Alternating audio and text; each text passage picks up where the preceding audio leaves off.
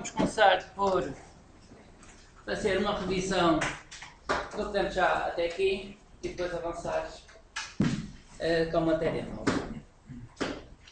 Nós vimos nas primeiras aulas a utilização do conjunto de funções que existe na classe Math.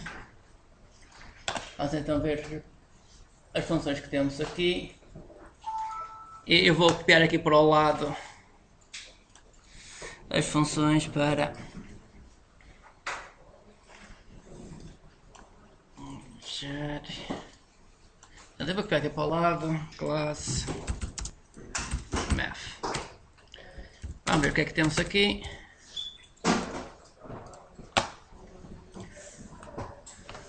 Ora bem, temos a constante E.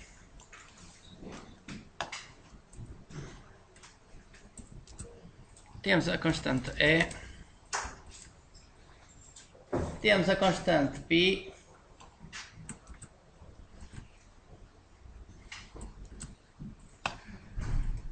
Portanto, eu estou a copiar só a assinatura. Esse aqui já vou explicar isto e vou copiar aqui mais 2 ou 3 exemplos.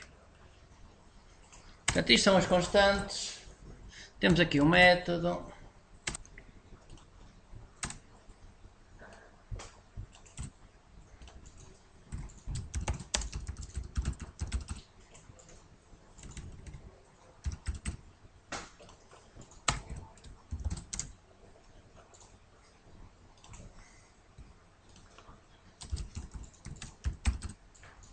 Constante, temos aqui algumas funções. Vou copiar só 2 ou 3. Por exemplo, cosseno.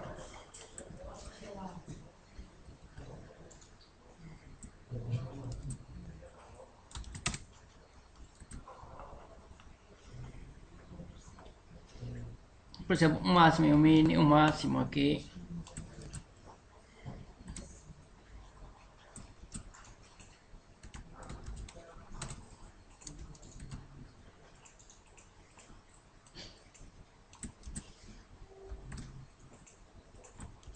A função máxima, double e float, e vou copiar mais uma função só, pode ser raiz quadrada, sqrt, aqui. Sim, sim.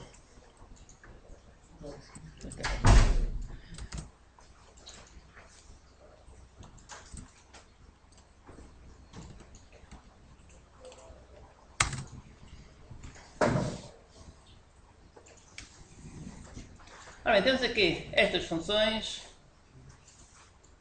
Já vimos como é que estas funções podem ser utilizadas.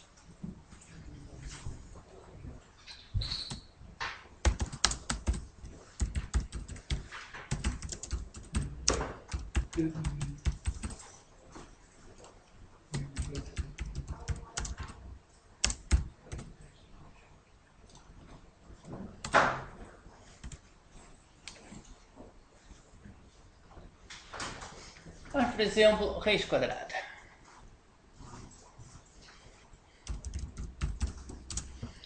W value igual f.sqrt aparentes 25.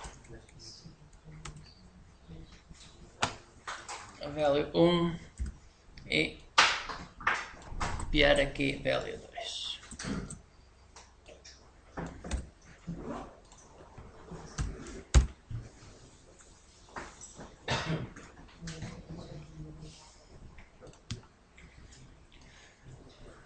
Ora bem, se olharmos, por exemplo, para a função máxima recebe dois valores, que podem ser do tipo double, número real grande, pode ser do tipo float, e podemos verificar que a função máxima double, float, inteiro ou long. Quando é que devemos usar o double e quando é que devemos usar o float? Ora bem, double é um número real muito grande, float é um número real mais ou menos metade do tamanho, até menos, metade do tamanho. É assim, por norma as pessoas geralmente utilizam sempre o inteiro e o double. Portanto, não utilizam o long nem o float, por norma. Mas isto também tem limites, e foi uma das coisas que já vimos na aula anterior, então vamos aqui ver.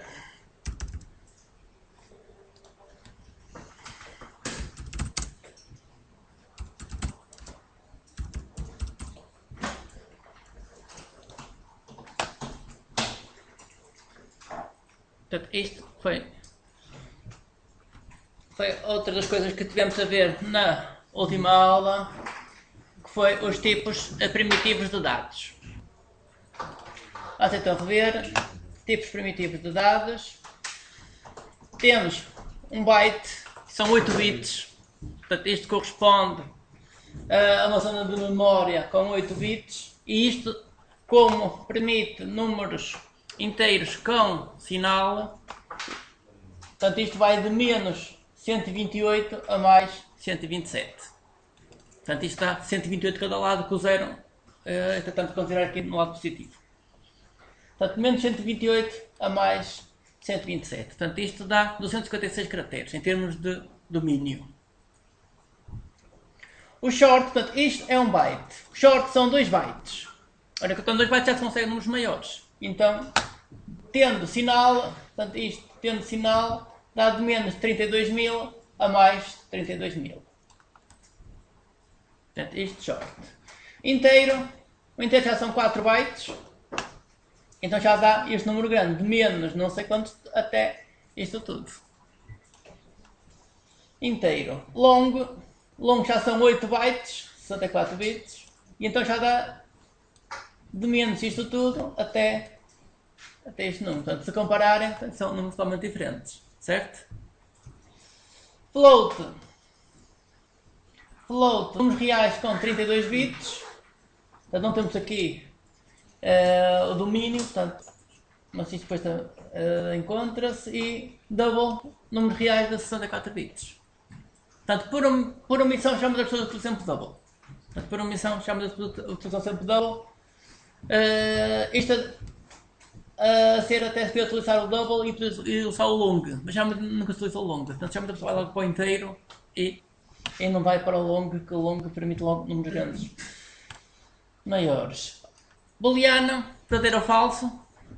Portanto, isto em princípio deveria de ocupar só um bit em termos de memória.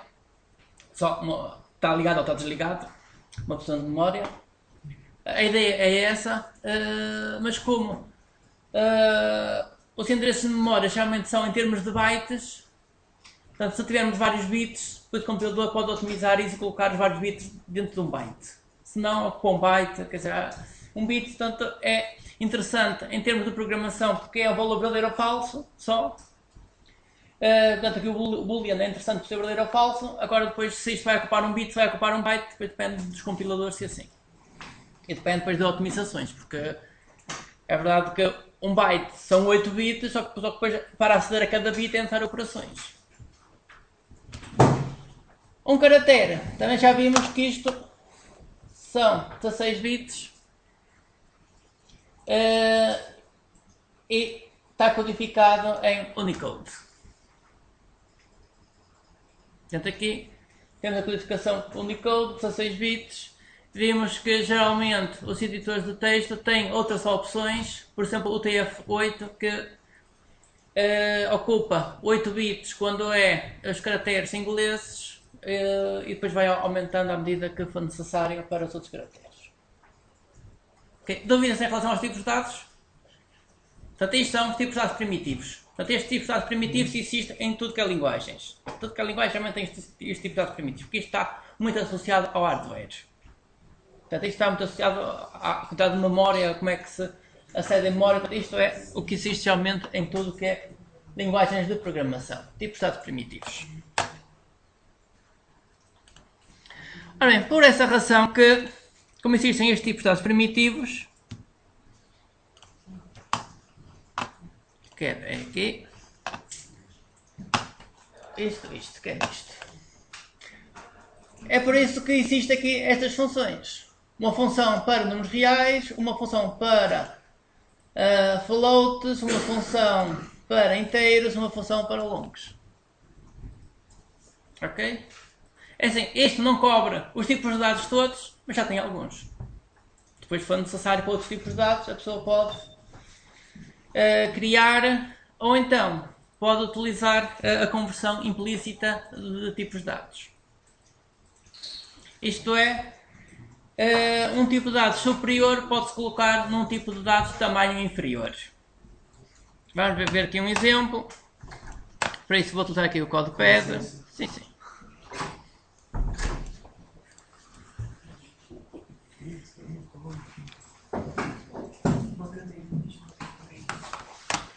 Se eu efetuar double, x toma o valor de 10, ponto e vírgula. Ora bem, guardei na variável x o valor 10. O valor 10 é um número de que tipo de dados? Inteiro. Ora bem, pode ser inteiro, pode ser short, pode ser long. Assim, o long tinha que ter o L. Long tinha que ter o L. Se eu fizer, ele diz-me, se eu mostrar o valor, diz-me que é um double. Mas o 10 em si, o 10, eu quando guardei o 10 pode ser um inteiro. Um inteiro maior ou mais pequeno pode ser um inteiro. Ora, o que aconteceu é que ele meteu aqui a conversão automática entre inteiro e double. Portanto, ele quando foi guardar o número 10 na variável x, ele fez aqui a conversão automática. Fez a conversão automática e não disse nada. Portanto, isto acontece sempre que estamos a passar de um tipo mais pequeno para um tipo superior, em termos de tamanho. Portanto, um inteiro pode sempre colocar num número real. Agora, se eu fizesse o contrário,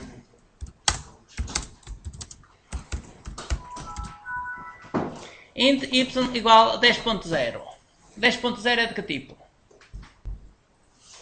Dobro. Portanto, número real, ou double ou float. Ele já dá aqui um aviso a dizer que pode perder informação. Está-se a perder informação. Estamos a perder as casas decimais. Se eu mostrar o y, sim, deu mesmo o erro, nem sequer criou o valor. Nem sequer criou o valor. O que é que podemos fazer? Podemos fazer a conversão para um número inteiro. Entre parênteses, int, estou a dizer que quero pegar no que está a seguir e converter para um número inteiro. E assim eu já consigo criar a variável int.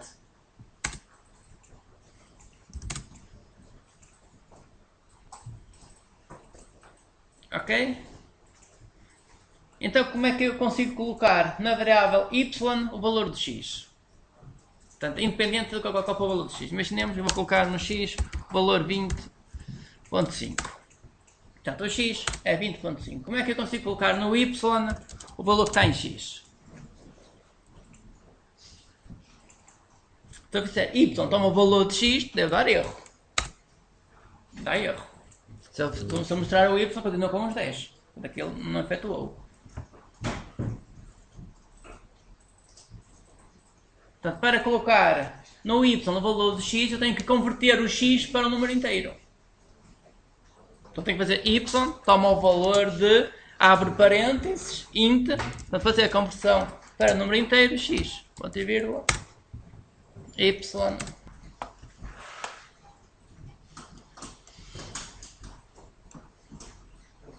e o y vai tomar o valor de 20. Portanto, podemos colocar em variáveis de um tipo superior a valores de um tipo inferior. Portanto, isto em termos de tamanho, então, que eu estou a falar em termos de tamanho do que ocupa cada um dos tipos de dados primitivos.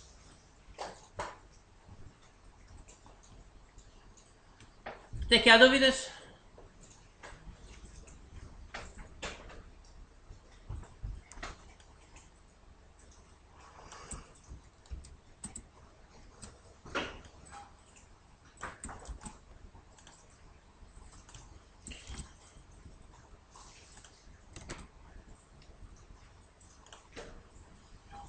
Vamos então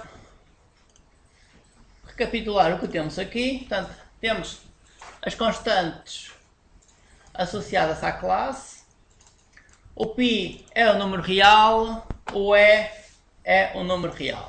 O tipo de dados, número real.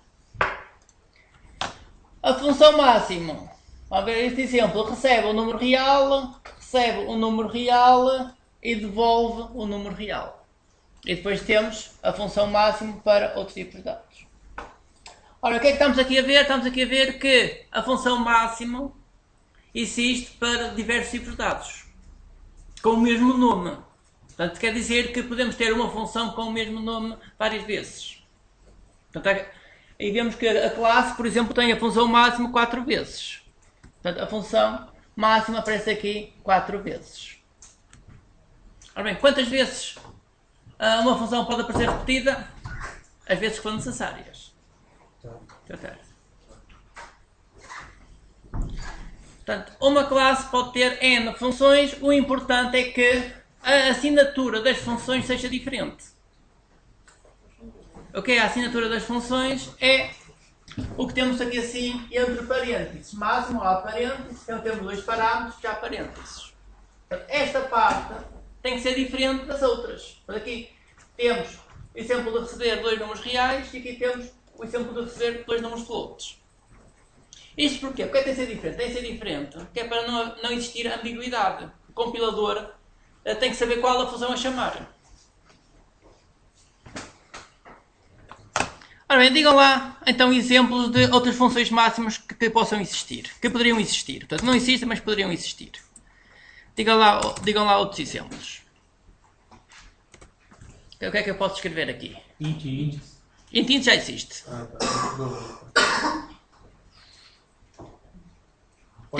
Assim, eu posso para já colocar as que existem. Então vamos lá colocar as que existem. Portanto, existe int.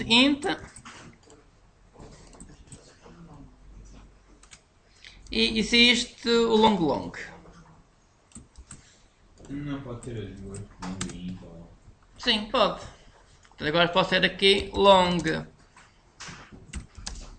int. Ora, se eu tiver long int, agora aqui há um problema. Qual é o tipo de dados que vou devolver? Em princípio não será o float. Sim. Boa tarde. Sim, este tem que ser long, que é o tipo maior.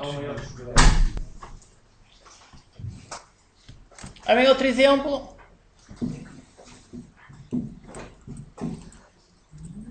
Tem um outro exemplo. Mas não poderia ser dobro. É assim, se eu recebo um inteiro e recebo um long, tem lógica eu devolver ou um inteiro ou um long, e não um número real. Portanto, se eu recebo números inteiros, eu devolvo um número inteiro. Não, mas é assim. Não dá erro nenhum, mas não faz muito sentido. A questão é que não faz muito sentido isto devolver um long quando recebe inteiros. Outro impossível é static int e depois Long. Mas com static int. Sim. Long. Devolver int. Daí isso no número passado o valor que o int aceita. É assim, isto é um bom exemplo porque, porque isto dava erro. É uma questão que é para explicar. Ora bem, temos aqui. Ora bem, a assinatura de uma função é isto. A assinatura da função é isto. É o que a função recebe. Isto é a assinatura da função. Portanto, queremos aqui, em termos da assinatura da função, é assim, a assinatura da função é tudo, mas para já o que queremos aqui é só os parâmetros, que é o que a função recebe. Portanto, a função recebe long, e o que é que temos aqui a função a receber long? Mas depois devolve int, não pode? Não pode. Portanto, é assim, não podem existir essas duas funções, não podem existir porque ao invocar o compilador, eu envio dois números long e ele não sabe qual chamar. Quer dizer, teria que olhar para o resultado, mas o resultado também não ajuda muito. Portanto, este exemplo não pode existir. Mas eu vou colocar aqui um ao lado do outro. Float, long também não pode. Static float, Long, também não. Portanto, é assim, o importante é o que a função recebe. Portanto, quando olhamos aqui para a assinatura, vamos olhar para o que a função recebe. Portanto, é indiferente do que é que a função devolve. Portanto, eu não posso ter duas funções com o mesmo nome a receber a mesma coisa. Porque se recebe a mesma coisa, já depois o compilador não sabe o que chamar. Pode ter uma função também recebendo string. Ok, portanto, há milhares de tipos diferentes que podemos ter aqui. Eu tenho esta, ou então poderia também, se quisesse, criar a inversa, que era receber inicialmente o inteiro e depois o long. Ele vai dar o maior. Sim, ok. Então, essas duas são iguais. Portanto, é só a ordem. Em vez de. Eu posso enviar. Eu nesta envio primeiro. Primeiro envio o número longo e depois envio o inteiro. Aqui faço ao contrário. Primeiro envio o inteiro e depois envio o longo. Mas posso sempre o longo. Sim. A ideia será sempre devolver o longo. Portanto, aqui neste caso seria sempre devolver o longo. Dúvidas até aqui?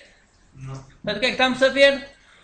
Uma classe pode ter uma função definida muitas vezes, desde que os tipos dos dados sejam diferentes. Portanto, desde que a ordem, os tipos de dados sejam diferentes, pode ter a função definida muitas vezes.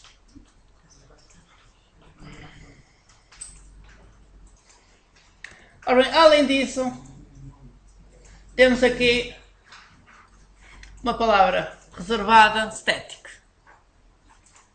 Então que agora eu vou falar um pouquinho desta palavra reservada static. Vamos ver o que é isto de palavra reservada static. Ora bem, sempre que uma função é definida como uma função estática, portanto, sempre que existe aqui a palavra reservada static, sempre que existe esta palavra reservada, isso quer dizer que a função é invocada com o nome da classe. Portanto, eu para chamar esta função faço nome da classe, ponto, nome da função. Portanto, eu para invocar estas funções... Ok, tem aqui o exemplo. Nome da classe, ponto, nome da função. Portanto, isto faz-se sempre que a função é uma função estática. Portanto, a função tem que ter ali o static. Se não tiver o static, isto não é possível.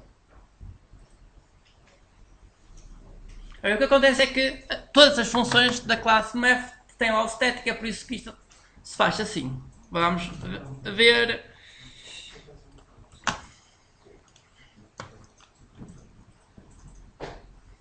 Bem, se repararem, static, anda aqui o static sempre aqui junto com o tipo de dados que isto devolve. Portanto, todas as funções que estão aqui, classe math, são funções estáticas, quer dizer que são chamadas com o nome da classe. Para chamar uma função destas é nome da classe, ponto, nome da função. Será que isto é igual para as funções todas? Não. É por isso que estou a chamar a atenção disto. É assim, isso depois será explicado mais à frente. Mais à frente depois isso será explicado. Para já, o que é importante tirar daqui é que todas as funções que têm aqui o static são chamadas com o nome da função. Portanto, depois lá mais para a frente... Onde é que essa aí, por exemplo, não tem static? Essa que eu estava a fazer double... É por falta aqui. Não, esta... mas é assim, aqui assim... Isto é como as funções estão declaradas. As funções estão todas declaradas como static. E agora isto aqui é chamar as funções. Ao chamar a função nunca coloca o static. Portanto, ao chamar a função é preciso colocar o static. Então, porque aqui estou a chamar as funções. Aqui é como elas estão lá declaradas dentro da classe. Portanto, são coisas diferentes. Quando a função estética é o nome da classe, ponto, o nome da função. Ponto, nome da função, sim. E pode dar um exemplo de uma que não seja estética neste caso? Sim, eu vou dar agora a seguir. Portanto, agora o próximo exemplo, portanto, as funções deixam de ser estéticas e então vamos ter que ter aqui outra forma de chamar as funções.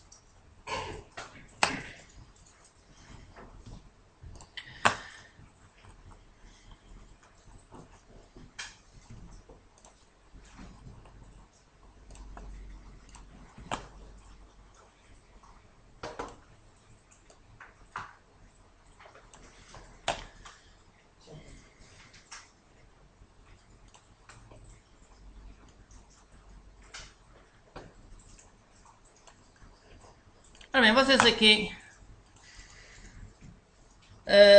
no BlueJ tem aqui a documentação da biblioteca ACM e agora eu vou falar sobre uma das classes desta biblioteca. Portanto, aqui neste link, no Help, ACM, Java Task Force Documentation. Depois temos aqui todas as classes, portanto isso permite ver todas as classes. Ou então podemos ir ver as classes em cada aqui. Existem aqui em cada um destes grupos. Que cada um destes grupos aqui chama-se um pacote, um package. Até para já quero aqui esta classe, SheTurtle.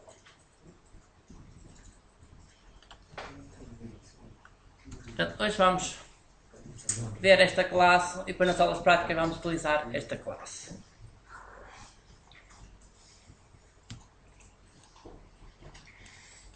Ora bem, nós até agora, e antes de entrar aqui na classe propriamente dita, nós até agora já vimos que podemos criar variáveis.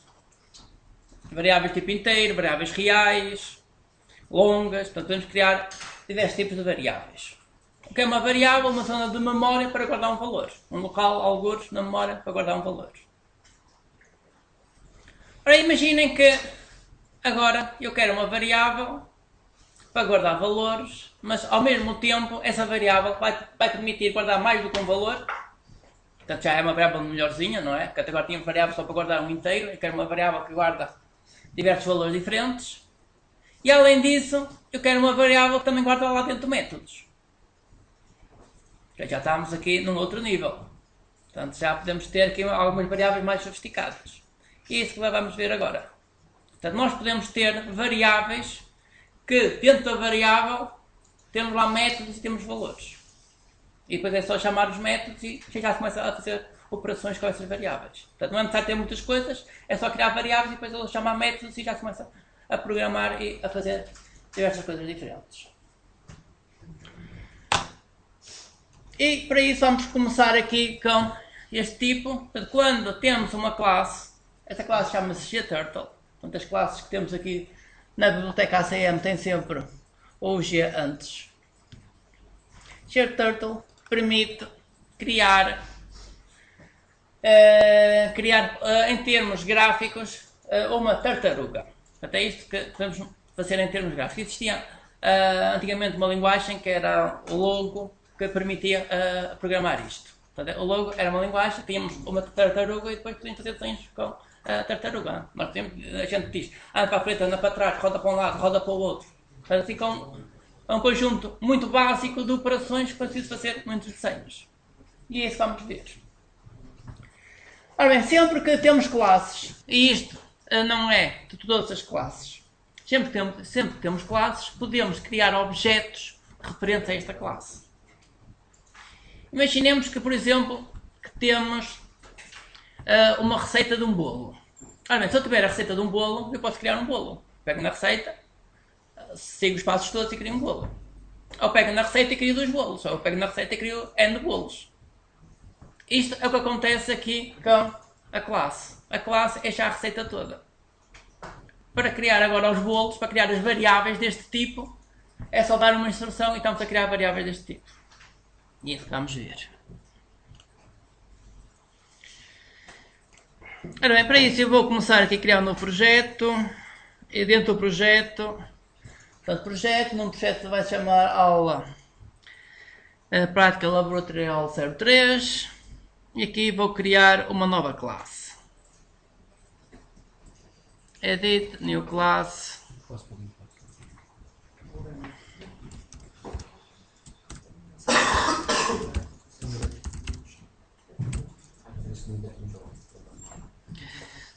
Tipo da classe ACM Graphics Program. Nós utilizamos na última aula o tipo ACM Console Program. O tipo ACM Console Program permite criar um programa na qual temos uma janela em modo texto. ACM Graphics Program temos uma janela gráfica para fazer desenhos. Portanto, é diferente. Portanto, quando temos uma janela gráfica, para escrever um texto é necessário utilizar funções para escrever numa janela gráfica. Portanto, já é totalmente diferente do modo texto.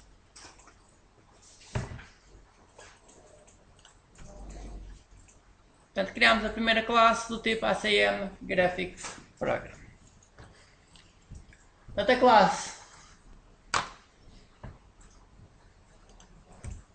a classe fica assim com estas linhas a dizer que é necessário compilar. Vamos compilar isto. Está compilado.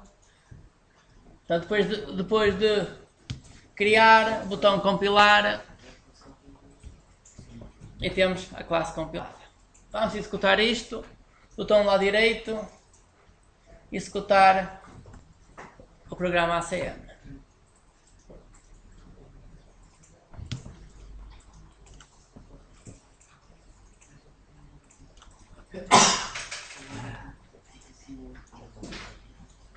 O resultado não é nada de espetacular, o resultado não é nada de especial, o resultado é uma janela gráfica que tem aqui um texto. Só que este texto já foi escrito de forma diferente. Portanto, já foram utilizadas funções gráficas para escrever este texto.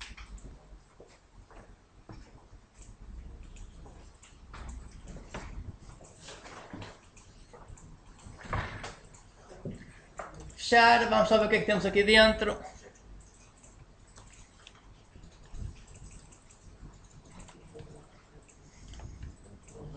Nesta parte inicial vimos na última aula o que é que era estes importes todos. Com os importes estamos a dizer que queremos utilizar as classes existentes dentro destas pastas. Portanto, vimos que existia uma pasta chamada ACM, dentro daquele fecheiro jar, ACM, dentro do fecheiro acm.jar.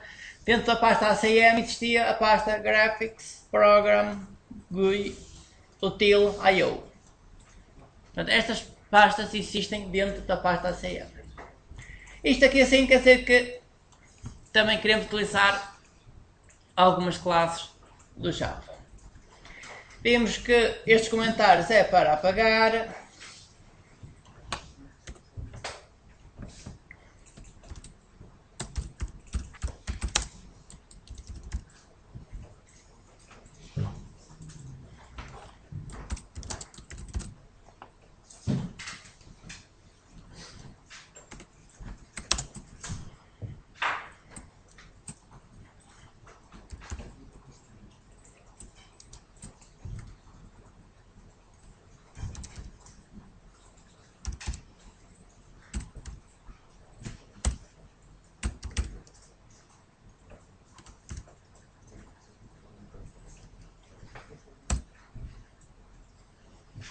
Ora bem, hoje, dia 10.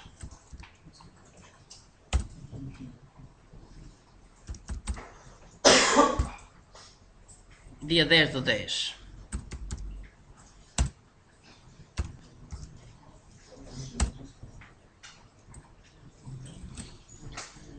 Ok, então podem colocar a data 2. Este comentário sai. E agora temos isto. Um comentário antes do método run. Portanto, o método run é o método onde o programa começa. O programa vai começar neste método run. Documentação dentro dos métodos. Só queremos se for coisas importantes e muito importantes, senão não queremos nada. E o programa que temos aqui é isto só. Então temos a classe que foi criada, MyDrawings. Um comentário antes aqui do método. E depois temos aqui no método um bocadinho de código e eu vou explicar este código. Ora, porque é que o método, porque é que o run é um método e não uma função? Por causa do void. Por causa do void. O void diz que isto não devolve nada. Portanto, se não devolve nada é um método. Se tiver um outro tipo de retorno, um inteiro, qualquer outro tipo, então é uma função.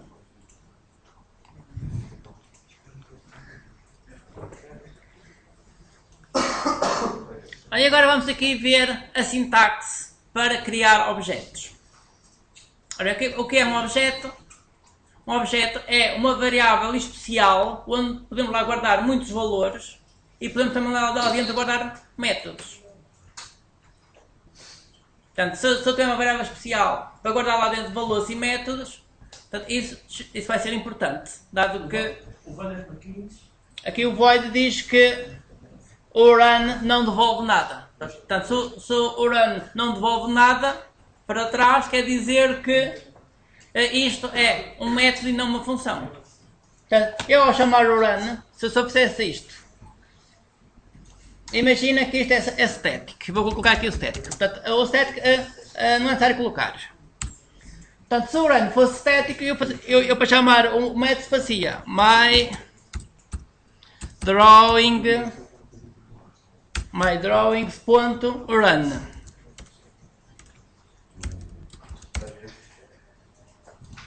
Portanto, se o método fosse static, eu fazia isto, my drawings.run. Portanto, chamava o método a partir do nome da classe. Mas como? É assim, e além disso, eu podia fazer isto aqui. Portanto, se isto fosse uma função, fazia int x igual a qualquer coisa. Mas isto só funciona, int x igual a qualquer coisa. Portanto, esta parte só funciona se o método run devolver alguma coisa. Portanto, esta instrução estava correta se aqui tivéssemos int e não void. Portanto, esta instrução está correta quando aqui temos int. Se aqui temos void, quer dizer que isto não devolve nada, então eu não posso atribuir um valor inteiro. Portanto, se isto não devolve nada, eu não posso atribuir a variável nenhuma. Portanto, então nesse caso para chamar seria só isto. Portanto, isto se o método fosse estático. Mas como o método não é estático, portanto, isto vai ter que ser chamado de forma diferente. Portanto, voltar atrás e tirar aqui o static, porque isto não é static.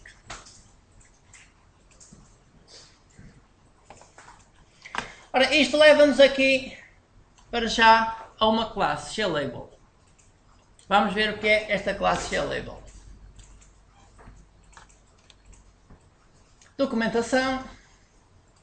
Ainda aqui no Graphics. O glabel está aqui. Ora, o glabel permite criar um texto numa janela gráfica. Permite criar um texto numa janela gráfica.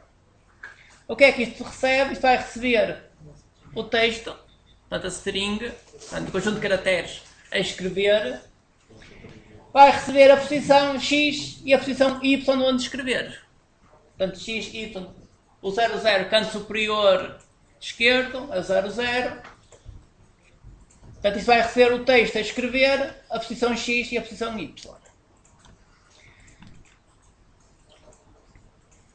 Daqui a um bocado eu venho aqui a ver a documentação.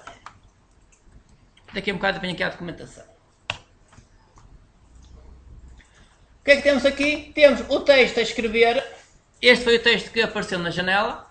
Depois de executar isto. Isto foi a posição. A instrução seguinte, this.add. Isto é para adicionar este objeto. O objeto foi criado na linha anterior. Portanto, aqui estamos a criar um objeto. Daqui a pouco já explico isto em detalhe. Estamos a guardar o objeto aqui neste endereço de memória. Portanto, temos este nome para o objeto, para trabalhar com o objeto. E aqui eu estou a adicionar o objeto à janela. Quer dizer que, se eu repetir isto, vamos repetir isto. Ora, escrever na posição 00. Vamos ver onde é que é o 00. E vamos escrever na posição 200.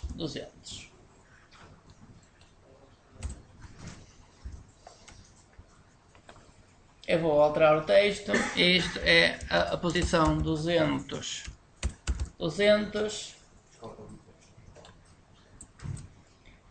Isto vai ser a posição 00.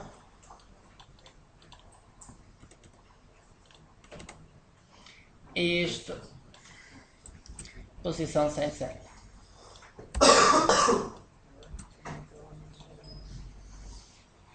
Isto temos que ter variáveis com números diferentes, portanto isto vai ser a 1, aqui a 1, 2, 3 e 3 aqui. compilar, minimizar, eu vou mostrar isto a funcionar e daqui a pouco já vou explicar isto em detalhe. Bem close daqui. Executar isto.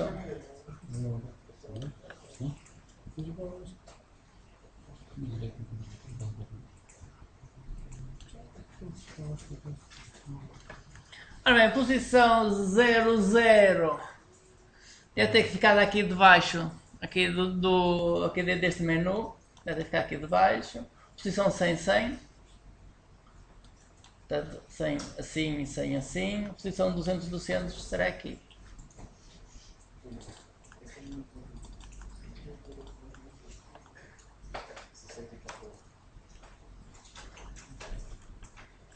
Ora, eu vou então agora explicar o que é que temos aqui. Ora, o que temos aqui é a criação de objetos. Portanto, criação de variáveis especiais. Estas variáveis especiais têm lá dentro valores e têm lá dentro métodos. Para criar as variáveis especiais, portanto, para criar uma variável, a sintaxe que vimos até agora seria, por exemplo, double value 1 ponto igual a 10. Value 1 não é grande coisa, value 2 igual a 10. Double value 2 igual a 10. O que é que temos aqui? Value 2 vai ser o nome de uma zona de memória que vai guardar um número do tipo double, do tipo real, onde essa zona de memória vai ser iniciada com este número 10. Portanto, esta é a forma de criar variáveis de tipos primitivos. Quando queremos criar variáveis de tipos não primitivos, estes tipos não primitivos são definidos por classes, a sintaxe é esta que temos aqui, que é o tipo não primitivo, neste caso chama-se glabel, este tipo não primitivo, este é o tipo. A seguir vem o nome, eu vou chamar a isto label só, label. Toma o valor de... É assim, eu podia só fazer isto, ponto e vírgula. Eu estou só a declarar uma zona de memória. Então estou a declarar aqui assim um nome para depois associar a um objeto do tipo glabel. Portanto, isto é o tipo de dados.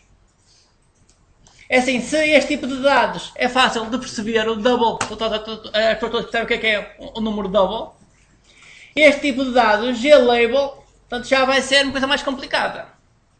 Já vai ser um tipo de dados onde lá dentro vamos ter muitos métodos, vamos ter muitas coisas.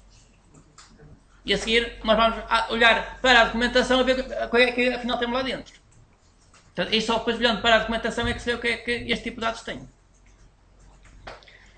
Portanto, declarar isto era a mesma coisa que aqui assim, por exemplo, int value 3. Portanto, se eu fizer isto, int value 3, eu estou a criar um nome value 3. Portanto, se eu fizer isto, eu estou a declarar um nome, portanto, isto, para uma zona de memória e não estou lá a guardar nada. Portanto, eu não estou a iniciar esta zona com nenhuma informação. Portanto, isto é uma coisa que fazer isto. Estas duas. Agora aqui, vamos ver então a outra possibilidade, que é criar uma zona de memória. Portanto, isto vai ser level 2 igual, e agora eu vou já iniciar esta zona de memória com alguma coisa. Para isso, a sintaxe é new, utilizar o operador new e depois indicar qual é o tipo de dados. Portanto, assim eu estou a criar uma variável especial. Esta variável especial vamos chamar o nome de, vamos chamar objeto, vai ser um objeto. Portanto, um objeto é uma variável especial que permite guardar internamente muitas coisas. Portanto, esta variável especial permite guardar muitas coisas que daqui a pouco vamos já descobrir quais são essas coisas. Ora bem, mas se repararem, esta sintaxe que temos aqui é um bocadinho diferente desta. É parecido, mas é diferente. Ora bem, o que é diferente? É isto que temos aqui entre os parênteses curvos. Que ali não aparece nada. Naquele primeiro exemplo. Ora bem, qual é a diferença? A diferença é entre isto que temos aqui e isto que temos aqui. Aqui estamos a criar uma variável e não estamos a iniciar a variável com nada. Depois o Java vai lá colocar 0. Mas pronto, mas isso depois é o Java vai lá colocar. Mas nós estamos a dizer, nós queremos ali uma variável, mas não queremos lá colocar nada.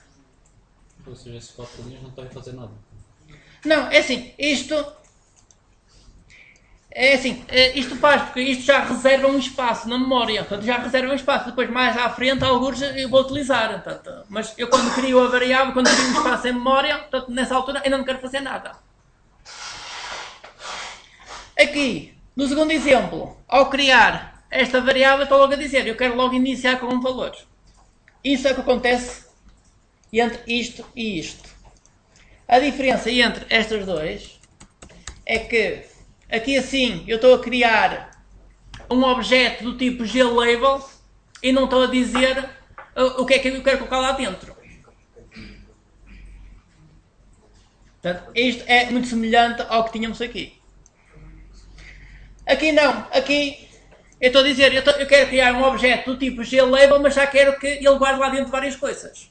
Então o objeto vai guardar o texto a mostrar, vai guardar a posição X e vai guardar a posição Y.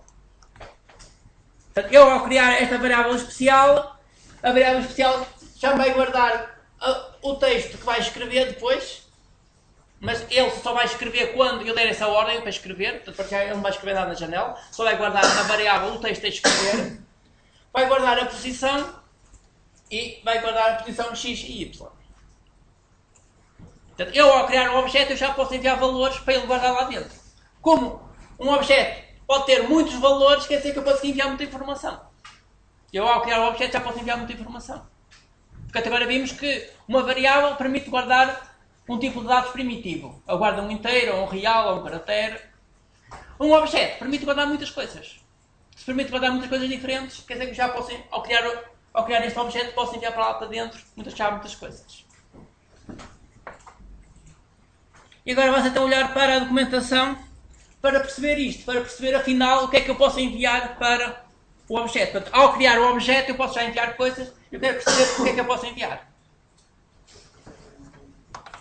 Isso agora está na documentação. Ora bem, classe glabel, portanto estamos a criar um objeto deste tipo, do tipo glabel.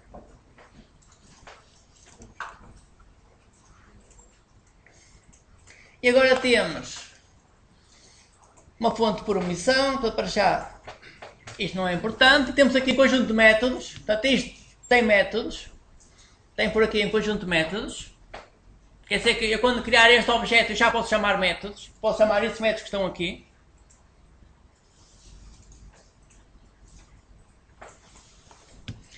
Além disso, tem outros métodos que esta classe glabel recebe de trás. Portanto, se olharmos aqui no início, a classe glabel foi criada à custa da classe gObject. Portanto, quer dizer que a classe glabel vai receber os métodos que estavam atrás e esta vai receber os métodos que estavam para trás. Sempre assim.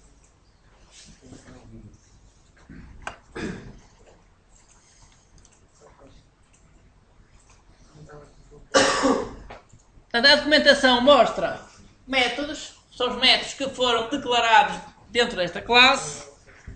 Mostra os métodos que foram herdados. Os métodos foram herdados para trás. E mostra aqui outra coisa, a documentação. Que é isto. Os construtores.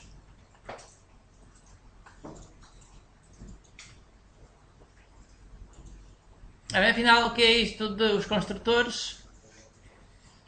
Ora, isto são métodos especiais.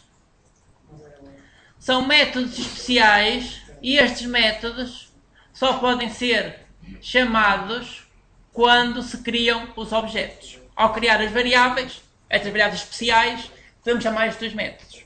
Quer dizer que eu, ao criar uma variável, eu posso enviar ou uma string, esta string depois será o texto a mostrar, ou então envio uma string, a posição x e a posição y, isto do tipo double. Eu só tenho estas duas possibilidades. Isto quer dizer que este texto que está aqui está mal. Eu não posso chamar isto. Eu, ao efetuar isto, queria dizer que eu estava a chamar um construtor que não recebia nada. Mas isso não existe. Isso não existe. Tem que pelo menos receber uma string. É este método aqui que recebe só uma string. Quer dizer, isto não é possível, mas eu posso então fazer isto. Não, se meter a string e não puser o x e o y, não aparecerá na janela. Mas é assim. Se eu não colocar o x nem o y, isto não aparece na janela. Mas isto também não aparece na janela. Isto só guarda os valores. Nada disto aparece na janela. Isto só vai aparecer quando eu der outra instrução. Mais à frente, a dizer, agora tens que aparecer. Mas para já isto não aparece na janela. Isto é só, temos uma variável grande que tem lá dentro muitos valores. E a questão é se os valores ficam todos a zero ou não. Ou seja, não tem qualquer outra coisa. Portanto, ao criar objetos do tipo glabel, só existem duas possibilidades. Esta é a primeira possibilidade, enviar o texto a mostrar. A segunda possibilidade é enviar o texto a mostrar a posição x e a posição y. Só há estas duas possibilidades de criar objetos desta classe. Portanto, não há mais nenhuma forma. Portanto, colocar aqui, abrir parênteses, fechar parênteses, isso não existe, qualquer outra possibilidade não existe. Isto é o que temos aqui na documentação. Temos aqui o construtor, um que recebe uma string e outro que recebe 3 valores. É isso que estamos aqui a chamar. Portanto, com o operador new, nós automaticamente estamos logo a chamar um dos construtores.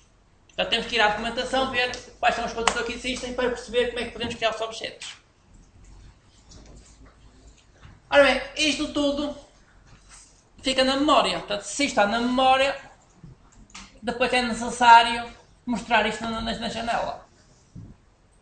Ora bem, quando é que isto se mostra na janela? Quando for necessário. Eu posso ter muitos objetos na memória e depois eu mostro quando coisa acontecer. O this.add é que vai se mostrar. O this.add é a instrução para mostrar na janela gráfica. Portanto, este aqui,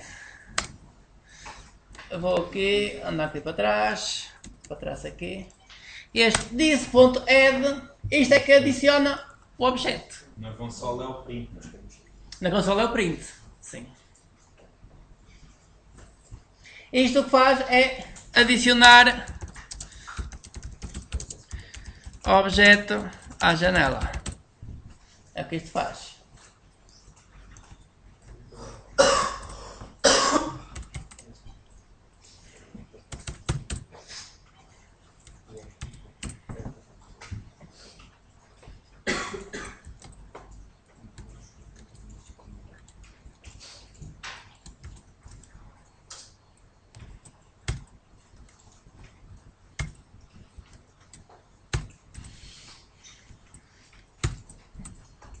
Bem, o acento ao contrário não quer aparecer, então põe só à janela.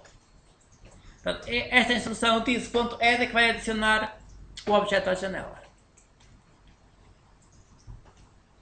Então como é que eu mostro este objeto na janela? Como é que eu consigo mostrar este objeto na janela? Tipo, o nome do elevador. This.add e agora o nome do objeto, que é o level 2.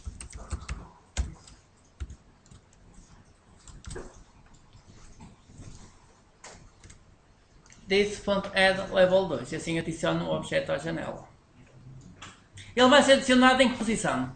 00. Na posição 00. Por omissão vai Vai ficar. aparecer. Você vai ficar a posição 00, então em princípio não vai aparecer. E aquele double value 2 que começou por fazer igual a 10 posição para exemplificar. Sim, isto foi só para simplificar, sim.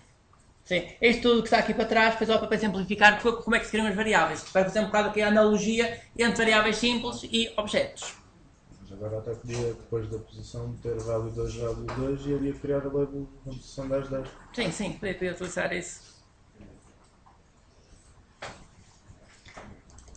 Podia dizer que isto era o X. Eu corri isso e Sim. não aparece o que nós acabamos de escrever, o pós. Por causa do 00. Isso é por causa do 00. Igual, vou pôr aqui 50.5. 40,10. 50.5, por exemplo. Ora bem, por omissão isto vai adicionar na posição 00 porque é o que o objeto tem. O objeto tem por omissão que internamente ele está na posição 00. Portanto, se eu não indicar qual é a posição, ele fica no 00. Então existe aqui outra possibilidade, que é eu ao adicionar eu posso indicar qual é a posição. Portanto, eu podia fazer isto. Agora já pode escrever XY. Sim. Portanto, eu vou colocar isto em comentário. Podia fazer isto ou posso fazer isto, que é vírgula, e agora vou dizer que quero colocar isto na posição X, Y. Indico qual é a posição. Portanto, em vez de adicionar na posição que o objeto tem, não, eu digo qual é a posição onde quero que ele adicione. Isso é igual ao dizer aí, ao dizer lá em cima. Sim, é a mesma coisa. Portanto, é a mesma coisa. Portanto, eu podia colocar 50-50 aqui, o X e o Y aqui, ou então posso colocá-los aqui. Por que a pessoa escreveu isso aí, essa nota a dizer aí, barra barra desse add? É que isso? Portanto, isto é um comentário. Isto é um comentário. Portanto, isto era a instrução anterior, onde eu adicionava na posição 00, que era o que o objeto tinha. Portanto, isto que está aqui é a mesma coisa que eu ter isto. Ter isto é igual a ter aqui vírgula 0, vírgula 0. Portanto, se eu quiser só adicionar um objeto, é a mesma coisa que adicionar o objeto na posição 00.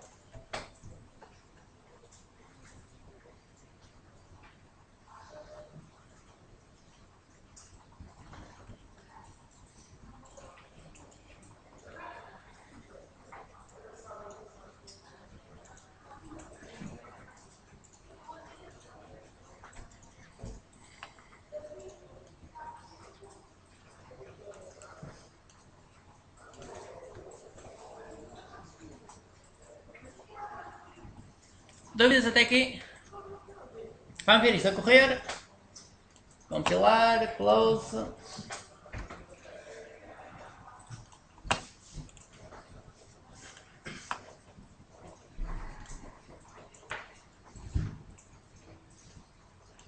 Temos aqui o pós para adicionar na posição 50-50.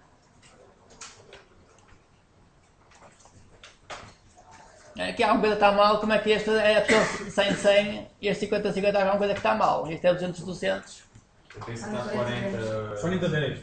Ah, sim, então deve estar um pouco qualquer diferente. Ah, está 40-10 e não sei 100. 100 e colocar aqui um 100. Compilar, close e voltar a executar. A ver se agora já tem lógica. Sim, agora já tem lógica.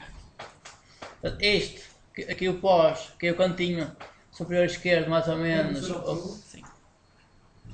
Não alterou só a posição do 100 a 100. Sim, eu alterei a posição do 100-100. Portanto, fui aqui ao 100-100, alterei aqui a posição aqui. De forma a, portanto, se eles querem ficar na posição 100-100, então é bom que realmente seja o 100-100 e não outro valor.